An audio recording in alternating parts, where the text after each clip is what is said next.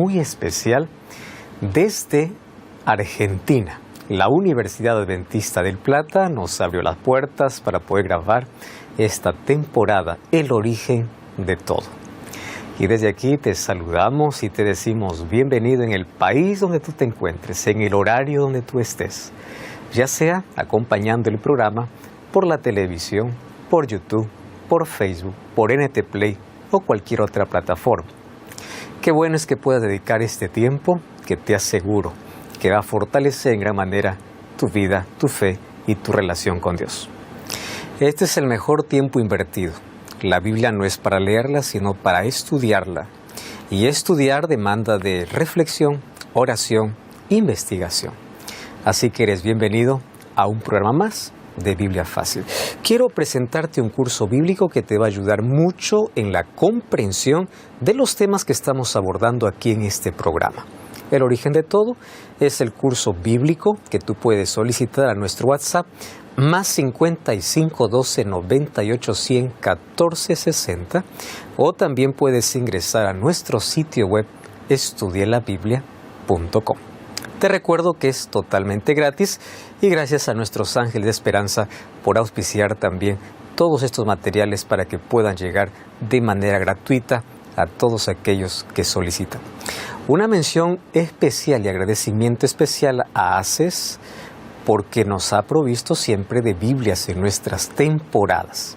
Así que tú puedes encontrar una librería ACES cerca de tu ciudad, material cristiano extraordinario que también va a enriquecer tu fe.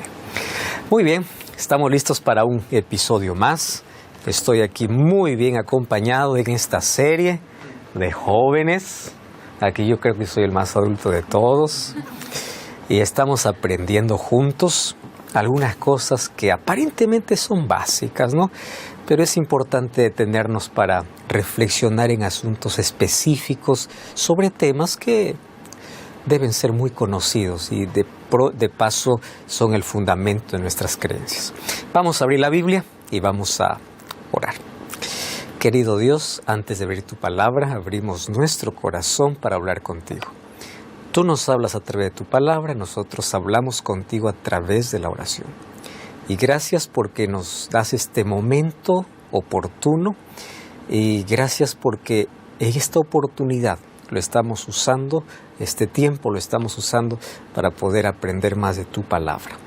Danos la certeza, la seguridad de que el libro que tenemos en nuestras manos es palabra de Dios.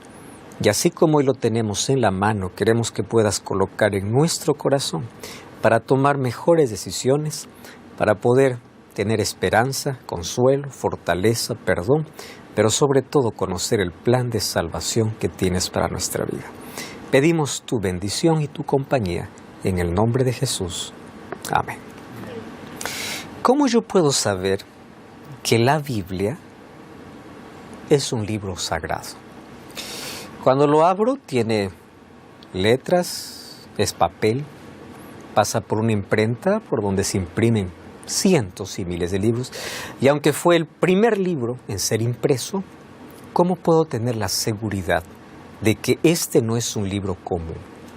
¿Qué cosa lo hace diferente?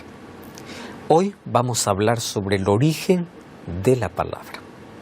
Si bien es cierto, hay muchos que menosprecian la Biblia porque aún no han encontrado evidencias de su divinidad. Pero aquí voy a hacer un breve adelanto de este libro.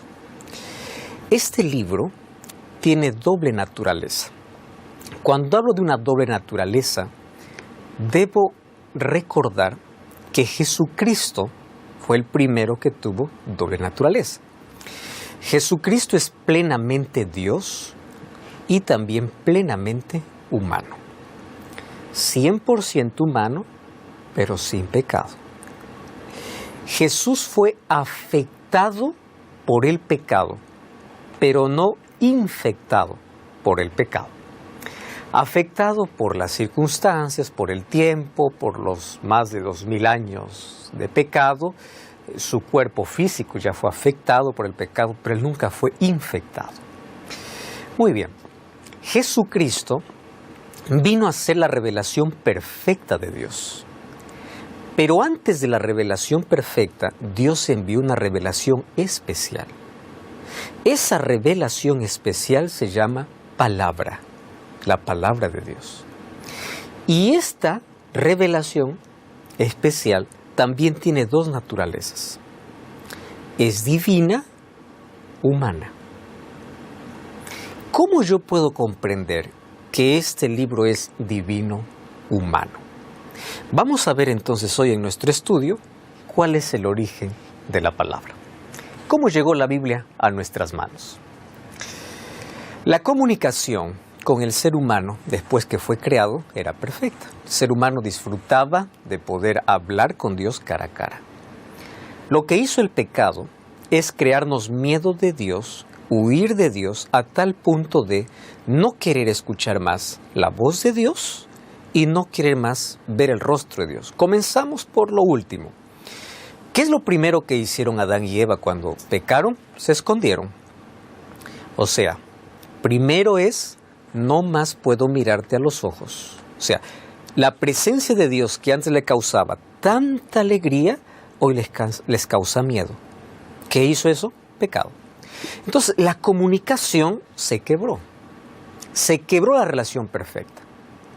Al quebrarse la relación perfecta, Dios todavía intentó en el tiempo que su palabra pueda llegar de manera audible, aunque las personas no vieran su rostro. Nosotros encontramos que Abraham escuchaba la voz directa de Dios. ¿Correcto?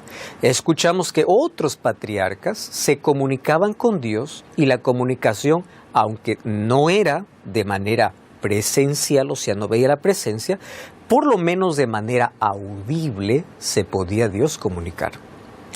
Sin embargo, el tiempo fue pasando y llega un momento en que el ser humano no solo tiene miedo a mirar el rostro de Dios, sino que tiene miedo a escuchar la voz de Dios. Allá en el Sinaí, vemos que cuando Dios habla al pueblo, el pueblo le dice a Moisés, no queremos escuchar a Dios. Anda tú y todo lo que Él te diga, tú nos dices a nosotros. O sea, ya no queremos escucharlo. Ahora imagínense el dolor de un Dios que ve una criatura que quiere restaurar, que tiene que usar un lenguaje para una mente finita, Él siendo infinito, para mostrarle un plan de salvación, pero lo peor es que éste no quiere ni verlo ni escucharlo. Entonces, ¿de qué manera Dios mostraría ese plan? Para ello, Dios usó otro método. Levantó profetas. ¿Quién es un profeta? Un profeta era alguien levantado por Dios para ser portavoz de Dios. Por eso encontramos en 2 de Pedro 1:21, nunca la profecía fue traída por voluntad humana, sino que los santos hombres de Dios hablaron siendo inspirados por el Espíritu Santo. Muy bien. ¿Nosotros hoy podemos ser inspirados? No. Nosotros hoy somos iluminados. En el proceso de cómo Dios se comunica con el hombre, existen tres palabras importantes. La palabra revelación, la palabra inspiración y la palabra iluminación. La revelación es la manera como Dios se revela de manera general o específica a través de teofanías o a través de, palabra directa, sueños y visiones con el profeta. La palabra inspiración es diferente. Inspirar es hacer esto y luego respirar. Inspirar. ¿Qué cosa inspira el profeta? El soplo de Dios. La palabra inspiración significa literalmente soplo divino. Dios hace, respira, y el profeta hace, inspira. ¿Cómo entendemos eso? Dios coloca el pensamiento divino en la mente humana. Y el profeta, de acuerdo a su educación, cultura, capacidad, consigue expresar en palabras la revelación que Dios le ha dado.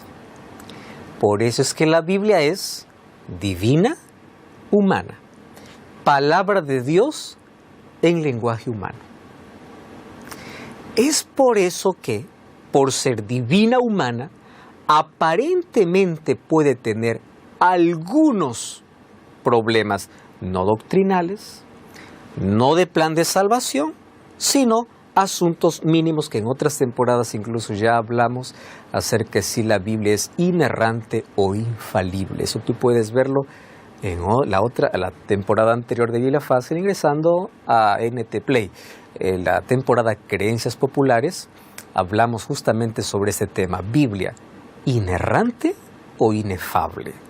Bueno, no vamos a dedicar eso porque tú puedes acompañar eso en una temporada anterior. Ahora, ¿qué cosa es lo que sucede? Dios inspira a los profetas.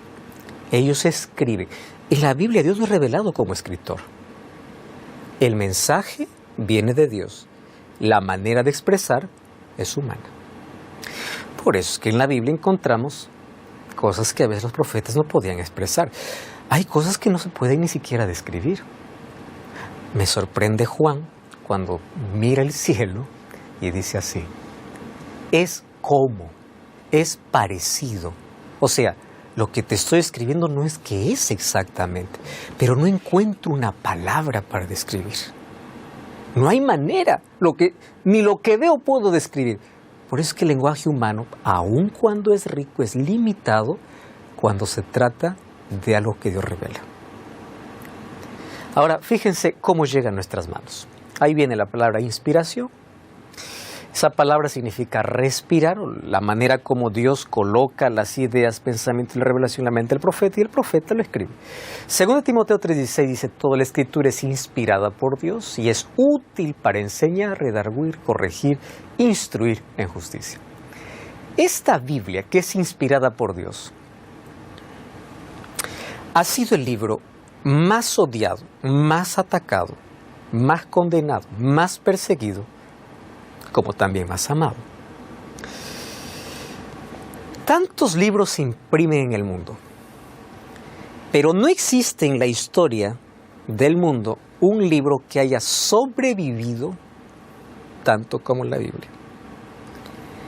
Tantas veces este libro se intentó desaparecer. La pregunta es, si fuese un libro común, ¿por qué no desapareció? ¿Qué hizo que la Biblia pueda continuar a través de la historia a pesar de tantos ataques y finalmente que hoy pueda llegar a nuestras manos? Desde ahí vimos ya una pequeña diferencia o grande diferencia entre cualquier libro y la Biblia. No existe otro libro que ha sido tan atacado y condenado como la Biblia. François Marie, el más conocido como Voltaire, escritor, historiador, filósofo y abogado francés. En 1778 él murió, pero antes, declarado ateo, por supuesto, dijo: en 100 años el cristianismo desaparecerá y la Biblia pasará a ser considerada como un libro de mitología. Pobrecito, ya falleció. Él está bajo tumba y la Biblia continúa. Lo que pasa es que cuando él vivía en su época, pues vino la corriente del iluminismo, donde el conocimiento estaba por encima de todo y donde se pensaba que la religión era lo más absurdo que había. En ese tiempo incluso de la Revolución Francesa, la Biblia fue quemada en plena plaza pública. Entonces, todos aquellos sabios de la época decían: este libro desaparecerá. Voltaire incluso, cuando él murió, poco tiempo después de su muerte, todas sus posesiones se colocaron en subasta. Y entre la subasta estaba su casa. Y ustedes saben, ¿quién compró la casa de Voltaire? Las sociedades bíblicas. El hombre que dijo que la Biblia va a desaparecer En su propia casa se imprimieron millares de Biblias para el mundo. En su propia casa. Imagínense. Tanto ataque y sobrevivió. Por eso es que no es un libro común. Ha sido perseguida, quemada, prohibida, encadenada, pero sobre todo conservada. ¿Quién lo conservó? Aquel mismo que inspiró, conservó. La Biblia es la palabra de Dios en lenguaje humano, escrita bajo la inspiración y la supervisión del Espíritu Santo. 40 escritores, 3 idiomas, hebreo, el Antiguo Testamento, partes arameo, griego, el Nuevo Testamento, el griego koine, que es el Nuevo Testamento. Entonces, 3 idiomas, 40 autores, 66 libros divididos en 2 testamentos, y cada testamento está exactamente dividido en 4 secciones. En el Antiguo Testamento encontramos el Pentateuco, Penta es 5, Teuco es ley, los 5 libros de la ley, de Génesis a Deuteronomio. De ahí encontramos los libros históricos, poéticos y proféticos, 4 partes. El Nuevo Testamento igual comienza con los evangelios, luego tiene un libro histórico que es el libro de Hechos, luego tiene las epístolas o las cartas que son la de Pablo, la de Pedro, de Santiago, de todos ellos, y luego un libro profético. Si ustedes se dan cuenta, hay 4 secciones bien marcadas en cada testamento. El Nuevo Testamento no es la contradicción del Antiguo, es la continuación del Antiguo. Muy bien, dicho esto, vamos a mencionar algunos asuntos interesantes. Primero, ¿quién organizó la Biblia? ¿Cómo es que alguien dijo, bueno, Proverbios es inspirado, Deuteronomio es inspirado, esto es inspirado? Si en el tiempo donde la Biblia ya era conocido, no la Biblia, no, los libros de la ley y otros escritos eran considerados sagrados, aparecían muchísimos otros diciendo, también hay otros libros sagrados. ¿Cómo tenemos la seguridad de que realmente aquel que recopiló no se equivocó? Con el Antiguo Testamento no tenemos problema. Le voy a decir por qué. Porque según la tradición judía, ya en el siglo IV a.C., Esdras se le atribuye a aquel que recopiló todos los libros sagrados del Antiguo Testamento. ¿Y por qué no tenemos problema con el Antiguo Testamento? Simple, porque Jesús lo avaló. Entonces en el Nuevo Testamento encontramos que Jesús incluso dice, escudriñáis las Escrituras. Y las Escrituras para Jesús, ¿cuáles eran? Todo el Antiguo Testamento. Que para ellos ya estaba claro cuáles libros eran, no había discusión. Habían otros libros que se declaraban inspirados, pero ellos no lo aceptaban. Entonces, si Jesús ya llamó las Escrituras sagradas, las que ya estaban organizadas, no tenemos problema. El problema siempre fue con el Nuevo Testamento. Porque los 27 libros que hoy tenemos en el Nuevo Testamento, siempre se creó la duda cómo fue organizado. Un obispo de Alejandría llamado Atanasio fue el primero en hacer una compilación del Nuevo Testamento. Sin embargo, eso llevó un proceso y muchos años. Y la pregunta es, ¿cómo lograron definirse? A través de una medida llamada canon. ¿Qué cosa es canon? Canon literalmente significa caña, solo que la caña se usaba para medir. Entonces, ¿por qué se llamó canon? Porque se colocó un estándar, principios o reglas, que todo libro inspirado tenía que ajustarse bajo ese estándar, bajo esa medida, bajo esas reglas. Por el canon bíblico se descartaron tantos libros que se declaraban inspirados y finalmente quedamos con los 27 que hoy tenemos en el Nuevo Testamento. Luego vamos a ver que en el concilio de 397 de Cartago apenas se confirmó lo que por muchos años ya se venía recopilando y ajustando bajo el canon bíblico. Sí, Joel. Antes de la fecha estipulada por Atanasio, ¿existe alguna evidencia o algún manuscrito o alguna compilación del Nuevo Testamento, ¿hubo algún intento? ¿Por qué se elige a Atanasio? No, Atanasio fue apenas uno de los compiladores, no es que él fue el elegido, sino que a través de él ya vino la primera propuesta de libros inspirados, porque bajo la regla que se creó del canon, él ya hizo una exhaustiva investigación sobre ello. Sí. Con relación a la regla, con relación a la regla, ¿fue establecida en algún tipo de reunión? ¿Fue establecida? Sí. Las reglas ya se colocaron desde el Antiguo Testamento, o sea, ya había un canon, inclusive antes, para definir las escrituras del Antiguo Testamento. Y ahorita justamente vamos a ver cuáles eran esas reglas, ¿no? O sea, algunos principios del canon para que cualquier persona diga, este es inspirado o no, entonces vamos a someterlo a una prueba, a una medida, ¿no? ¿Cuál es la medida? Entonces, con Atanasio viene la propuesta, pero en sí vemos, por ejemplo, en el Nuevo Testamento, cómo se aceptaba de que había ese inspirado o no. Un criterio establecido era, si aquello que mencionaba era un apóstol de Jesús, directo de Jesús, él tenía la autoridad porque él había caminado con Jesús. Otro es, por ejemplo, Marcos no fue un testigo ocular de todo. Se menciona que Pedro estuvo detrás ayudando a escribir el libro. Entonces, o tiene el respaldo de un profeta o de un apóstol, o en el caso de Pablo, a través de su conversión, vemos que es inevitable decir que era inspirado por Dios.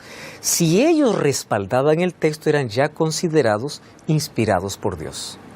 Entre ellos se mencionaba, pero obviamente eso demandó de un proceso en el tiempo hasta finalmente definir. Ahora, ¿cuáles eran esas medidas? Criterios que se usaban, algunos criterios apenas aquí encontramos. Primer criterio, profético o apostólico. Los apóstoles, como testigos oculares, eran los que tenían la mayor autoridad, ¿verdad? Aparecen los evangelios como testigos. Lucas es un investigador, ¿correcto? Mateo no, él es un testigo ocular, él estuvo. Juan también, él cuenta cosas que los otros evangelios incluso no cuentan. Entonces, si aquel libro que me vas a presentar viene de un apóstol, de un discípulo de Jesús, quiere decir que ya es considerado sagrado, ¿correcto? O sea, Dios usó a ellos para traer esta revelación. Número 2, criterio de autoridad. Muchos libros aparecieron contando simplemente historia y diciendo, Dios me apareció, en fin. Pero la mayoría de aquellos que reciben una revelación de Dios comienzan diciendo así, así dice el Señor. La autoridad que asumían ellos no era suya, era revelación que recibían. Número 3, criterio de contenido. ¿El contenido es espiritual? Número 4, exactitud histórica. Lo que está mencionando realmente ocurrió, pues vamos a ver que otros libros fueron añadidos que no tienen nada que ver con las escrituras. Y criterio de exactitud doctrinal. Esto considero uno de los ítems más importantes de esta regla. ¿Por qué razón?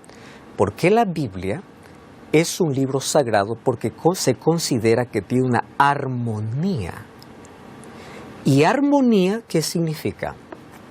No existen dos evangelios, no existen dos planes de salvación, no existen revelaciones que se contradicen, porque Dios es el autor. Entonces, si alguien viene y dice, bueno, Dios se me apareció y Él me ha dicho que yo puedo ir al cementerio y puedo conversar con mi abuelo, ¿qué dice la Torá? Nadie puede conversar con los muertos. Este no es inspirado por Dios. Entonces, bajo los criterios se descartaron. Sin embargo, tenemos hoy una versión que puede confundir mucho y dice, no, pero mi Biblia tiene más libros, ¿cómo dice que solamente hay 66? Déjame explicarte. Existieron libros los cuales se llaman deuterocanónicos. La palabra deutero aquí da la idea de añadido después del canon. O sea, el canon se cerró, pero por capricho de la iglesia añadieron otros libros, no importa si cumplen o no cumplen los criterios llamados deuterocanónicos, apócrifos, secretos, oscuros, lo que tú llames. Estos libros deuterocanónicos son 7. Ellos son Tobías, Baruch, Judith, Sabiduría Eclesiástico, Primera y Segunda de Macabeos, en fin. Estos libros no formaron parte del canon hebreo del Antiguo Testamento. Y no fue reconocido ni por Jesús, ni por los apóstoles, ni por los padres de la iglesia. O sea, la iglesia cristiana descartó totalmente esos libros. No fueron aceptados por la iglesia cristiana y presentan obviamente enseñanzas contrarias y no armonizan con las enseñanzas de Cristo, de los profetas y de los apóstoles. ¿Cuándo fueron escritos estos libros? Entre los siglos III y siglo I, donde no hubo revelación de Dios. El periodo intertestamentario. Es allí donde surgieron muchos libros diciendo ser inspirados. Pero ¿cuál es el mayor problema? Estos libros que decían ser inspirados contradecían totalmente todas las escrituras. Hoy les quiero mostrar algunos párrafos de esos libros para que vean que no tiene armonía absoluta con las escrituras. Pero antes vamos a una brevísima pausa. No cambies el canal, ya estamos de regreso aquí en Biblia Fácil. La Biblia ha sido atacada. Primero fue perseguida, Satanás quiso desaparecerla, pero luego cambió de estrategia. Porque mientras más era perseguida, más era buscada. La estrategia cambió. Persecución por distracción. Hoy todo el mundo tiene Biblia, pero todos tienen distracción que no tienen tiempo para leerla. Pero hay un ataque más sobre la Biblia, y es el ataque cultural. Es el ataque posmoderno, de descontextualización. Yo voy a la Biblia con un preconcepto y yo voy a la Biblia a forzar a hacer lo que yo digo. ¿Ustedes saben una cosa? Es fácil hacer a la Biblia hablar lo que no dice. ¿Cómo? Descontextualizando. ¿De qué manera descontextualizo? Agarro el texto que me gusta y me encapricho en el texto. No me importa el capítulo, no me importa el libro, no me importa nada. Solo ese texto. Fácil, hoy hablando acerca del origen de la Biblia.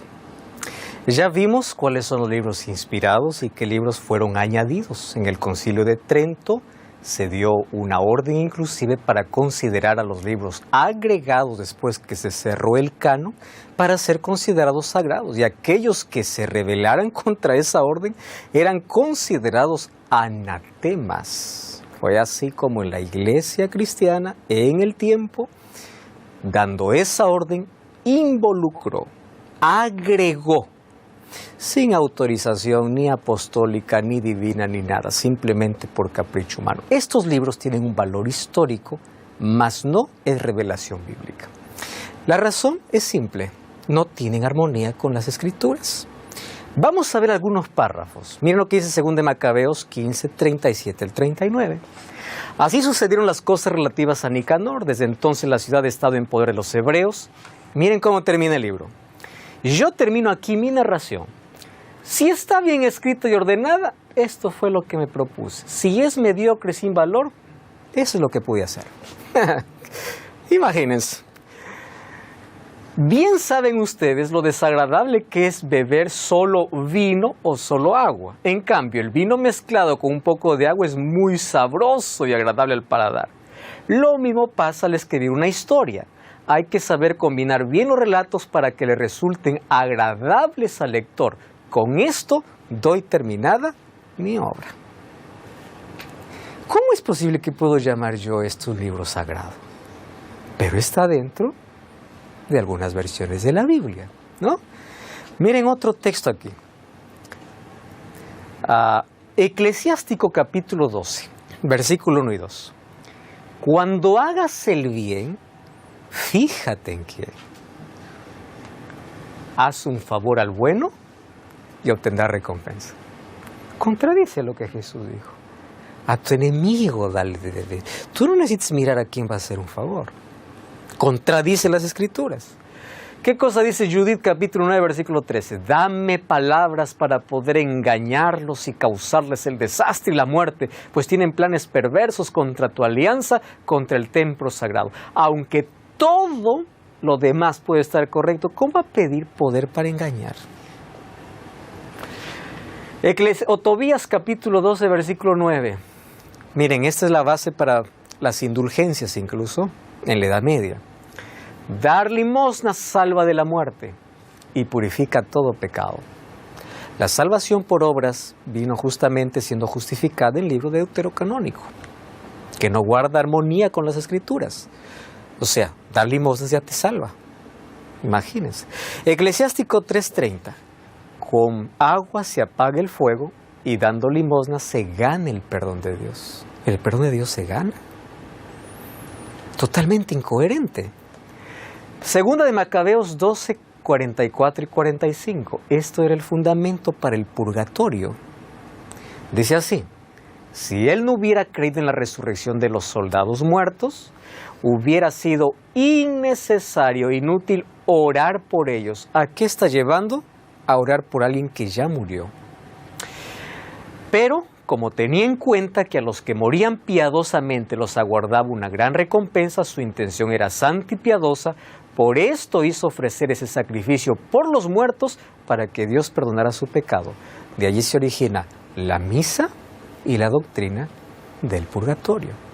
Vamos a hacer una misa de cuerpo presente o ausente, o en fin, o vamos a orar para que la persona que está en algún lugar, todavía no en el paraíso, pueda ser perdonado. O sea, estos libros deuterocanónicos no son inspirados por Dios, de ninguna manera. Isaías 8:20, ¿qué cosa decía el profeta Isaías? A la ley y al testimonio. Si no dijeren conforme a esto es porque no les ha amanecido. Es claro.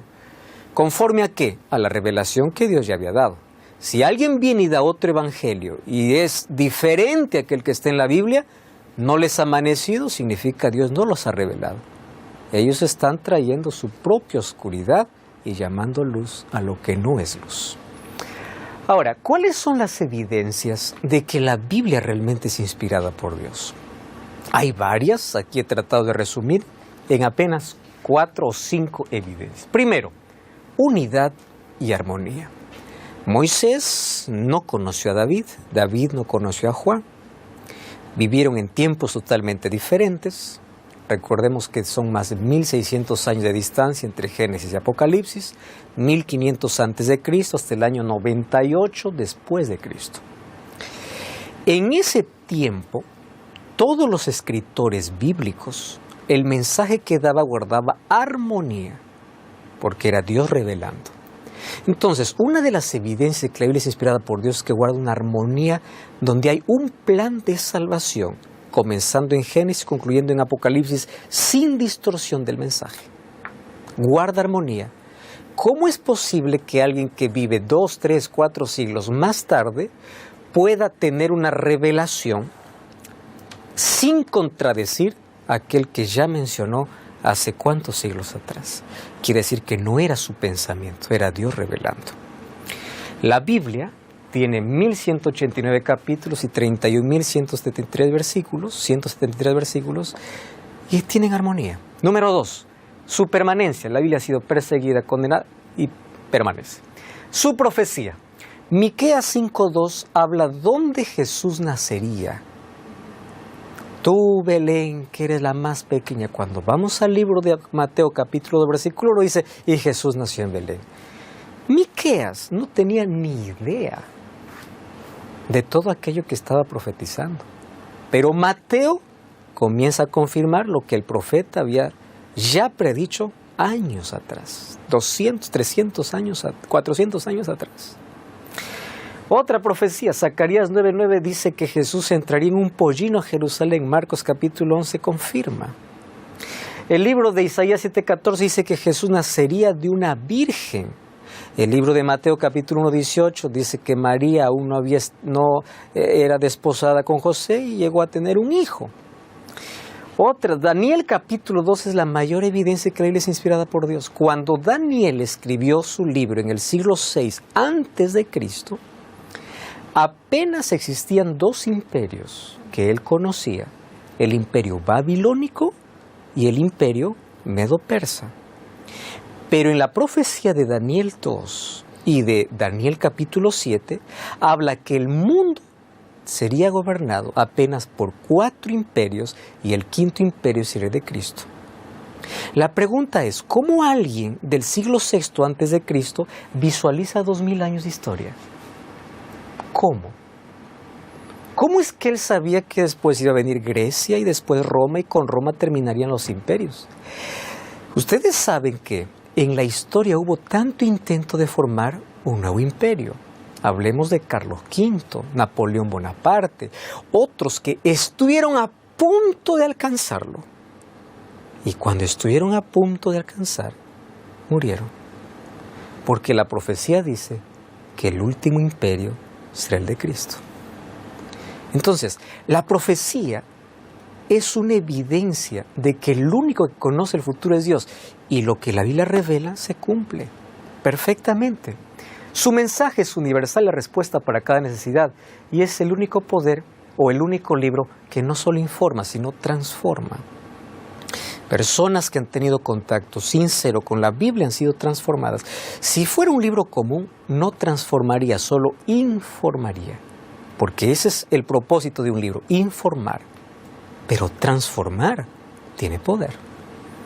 Entonces, son evidencias de que la Biblia es inspirada por Dios. Se adelanta la ciencia. Isaías 40:22 dice, Él está sentado sobre el círculo de la tierra. Isaías fue escrito en el año 740, 680 antes de Cristo. Aristóteles va a decir muchos años después acerca de que la tierra es una esfera. Pero ahora fíjense, antes de Cristo la Biblia mencionaba que la tierra es un globo, es un círculo. El libro de Job 26:7, Él extiende el norte sobre el vacío, cuelga la tierra sobre la nada. Ustedes saben que las culturas más antiguas, entre las egipcias, las griegas y todo, pensaban que la tierra se sostenía sobre algo. Los griegos decían sobre Atlas, sobre una tortuga, sobre un elefante, pero está sostenida sobre algo. Hasta que luego viene Galileo Galilei y dice, no, cuelga y está alrededor del sol. O está a distancia del sol, pero cuelga sobre la nada. Pero ¿dónde ya estaba mencionado? En la Biblia. ¿Cómo es posible explicar que un libro pueda conocer algo que ni siquiera la ciencia había descubierto y mucho antes ya estaba? Solo alguien que conoce todo, Dios. La Biblia fue muy cuestionada y una de las cuestiones más sobresalientes era ¿cómo tengo seguridad que la Biblia no fue manipulada? Porque es posible que en todos los años alguien haya dicho, bueno, voy a cambiar aquí, manipular la Biblia. Cuando todo eso estaba surgiendo, en el año 1947, ocurre el hallazgo más importante arqueológico para el cristianismo. Un muchacho beduino, o sea, pastor de ovejas, llamado Mahomet Adib, perdió una de sus cabras. Y todo fue guiado por Dios. Su cabra entró a una cueva. Qumran está cerca del Mar Muerto. Hace algunos años viajé para Israel para poder grabar un proyecto de Nuevo Tiempo y fuimos hasta las cuevas de Qumran. Tremendas grietas enormes. Una de las cabras entró y mientras el muchacho buscaba su cabra, estaba tirando rocas o piedras para ver si es que le daba a la oveja que por ahí se metió y de pronto escuchó un sonido. Un cántaro se rompió. Al ingresar, resulta que cuando fueron perseguidos los esenios, muchos de ellos dejaron libros sagrados escondidos en las cuevas. Entre ellos estaban rollos que databan siglo II y III antes de Cristo. Entre ellos estaba el libro de Isaías, casi intacto, parte del libro de Samuel. Y cuando ellos fueron a ver si es que el texto coincidía con el texto que hoy tenemos, era exacto. La Biblia fue preservada. Y ustedes saben que la Biblia fue prohibida. Y durante 1260 años, cuando el sistema papal prohibió las escrituras, él tenía la autonomía, digamos, de poder alterarla, pero Dios no la permitió. Él pudo haber dicho en todo ese tiempo, arrancar todos los textos del sábado y colocar domingo. Pudo haber hecho eso. Él pudo haber arrancado todo el texto que habla sobre la inconsciencia y los muertos y colocar el purgatorio. Pero ¿por qué no lo hizo? Porque Dios conservó su palabra sin ser manipulada. Y aunque ellos tenían toda la autoridad, intentaron desaparecer, no pudieron. No pudieron. Y hasta ahora tenemos esto como palabra de Dios. Pastor, hay otro otro libro antiguo que esté tan atestiguado, así como la Biblia, o que tenga tantas copias? De hecho, ¿se saben la cantidad de copias que tiene la Biblia? Más de 2.500 copias en todos museos diversos del mundo, ¿no? Mira, existen libros antiguos que tienen un valor histórico. Encontramos libros de Flavio Josefo, de Herodoto, libros que datan mucho sobre la historia antigua, pero no existe un libro que haya recibido tanto ataque y haya sobrevivido como la Biblia. Ellos no fueron atacados, fueron preservados humanamente, pero esto fue preservado divinamente. ¿Por qué Eclesiastes sigue en la Biblia si no fue un texto inspirado? Bueno, lo que pasa es que el libro no inspirado es eclesiástico, que no es considerado en estas versiones, pero el libro de Eclesiastés es inspirado por Dios y escrito por Salomón en la parte final de su vida. Cuando era joven escribe Proverbios, cuando era viejito escribe Eclesiastés. Todo es vanidad porque él ya vino probando todo y dijo, no vale la pena, no se meta en ese mundo. Acuérdate de tu creador en los días de tu juventud. ¿Qué hace la Biblia? La Biblia tiene un poder para cambiar nuestra visión de la vida. La cosmovisión, la manera de cómo ve el mundo una persona que estudia la Biblia es totalmente diferente. La Biblia muestra el propósito y cuando una vida tiene propósito, tiene sentido. ¿Por qué? Porque nos muestra nuestro origen y nuestro destino. Muestra la verdad, santifícalos en tu verdad, tu palabra es verdad. Educa al ser humano, nos educa en las diferentes áreas. La Biblia tiene principios financieros, principios de familia. Si nosotros estudiásemos más la Biblia, nuestra cosmovisión de la vida sería distinta. Brinda esperanza y consuelo, dice Romanos 15:4, que fue escrito para darnos consuelo y esperanza. Es la solución para el problema humano, da razones para vivir, amar y servir. Nos brinda libertad completa, claro, libertad de la esclavitud, de la mentira y de tanta cosa. Juan 8:32, ¿qué cosa dice? Conoceré la verdad y la verdad os libertará. Y nos da seguridad sobre el futuro, porque nos da fe.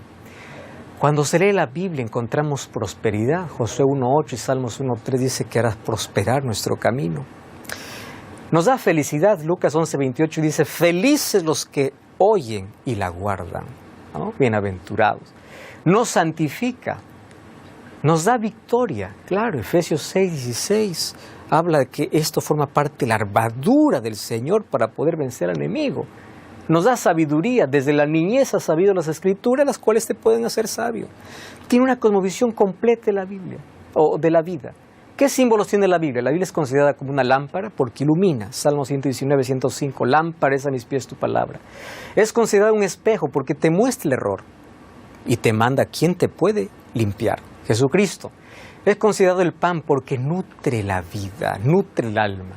Es considerado agua porque limpia. Considerada espada porque nos ayuda a vencer.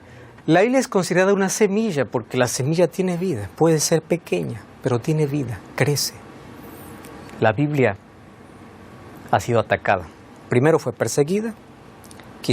Satanás quiso desaparecerla, pero luego cambió de estrategia.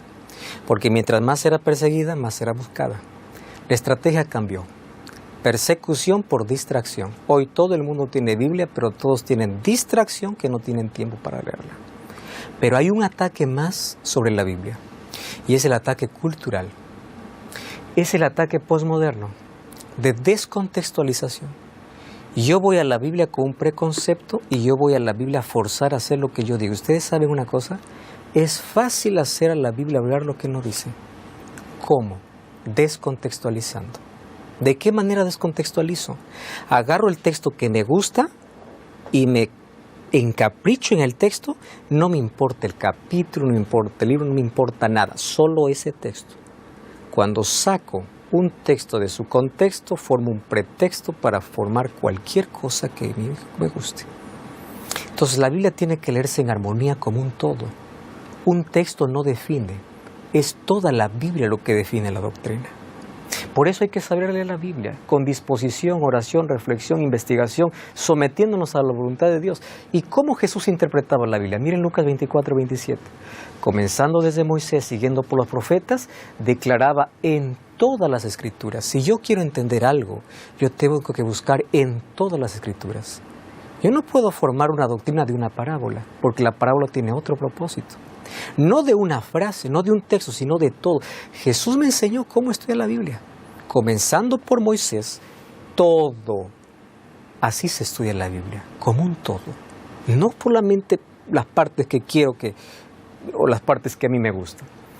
¿Cuáles son los principios? Hay que leer el texto varias veces, analizar cuál es el análisis histórico, determinar qué género literario es. La historia se lee como historia, pero la profecía no. La profecía está bajo símbolos, que hay que interpretarlo, no por mi capricho, sino por lo que dice la Biblia. La profecía es diferente a leer la historia. La poesía es poesía, hay figuras. La parábola son figuras metafóricas. Entonces yo tengo que ver cuál es el contexto, qué texto estoy leyendo. Si es una epístola, ¿qué está tratando el apóstol? ¿Cuál es el problema? ¿Qué cosa es lo que me quiere enseñar? Miren, ya hay un texto impresionante. Nada mejor para fortalecer la inteligencia que el estudio de las Sagradas Escrituras. Ningún otro libro es tan potente para elevar los pensamientos, dar vigor a las facultades, como las ennoblecedores verdades de la Biblia. Si se estudiara la palabra de Dios como se debe, los hombres tendrían grandeza de espíritu, nobleza de carácter y firmeza de propósito, que raramente se ve en ese tiempo. La Biblia que tú tienes en tu biblioteca o en tus manos no se trata de papel, es la palabra de Dios. Y hoy quiero invitarte para que tú puedas tomar la Biblia y con certeza y seguridad estudiarla. Es la manera como Dios te quiere hablar. Acéptalo como ese libro sagrado y a partir de hoy encontrarás el plan que Dios tiene para tu vida, una luz para tu camino y Dios cambiará tu historia. Los seres humanos, para poder tener un conocimiento, para desarrollarse en la vida, necesitan estudiar y mucho. Pregunta a un universitario, ¿cuántas veces tiene que trasnocharse para tener el conocimiento necesario para ejercer una profesión? Si para ejercer una profesión se necesita esfuerzo, disciplina, ¿por qué no usar ese esfuerzo para nuestra salvación? ¿Por qué tendremos que ser descuidados cuando Dios quiere hablarnos a través de su palabra? ¿De qué sirve todos los títulos que puedas colocar en tu pared cuando no tienes una vida cambiada? ¿De qué te sirve todo el conocimiento que un día va a perecer cuando te pierdes la vida eterna? Por eso, en el nombre de Dios, dedica tiempo. Abre tu Biblia, sométete en oración para que Dios pueda hablar a tu corazón. Dios no está en silencio. Su palabra es la que está cerrada. Y hoy tienes la oportunidad para decir a Dios, Señor, yo quiero escucharte todos los días. Abre la Biblia y Dios te hablará. ¿Quieres hacer ese compromiso? Oremos. Gracias, Señor, por tu palabra. Gracias por la manera como a través de ella nos muestras el plan de salvación.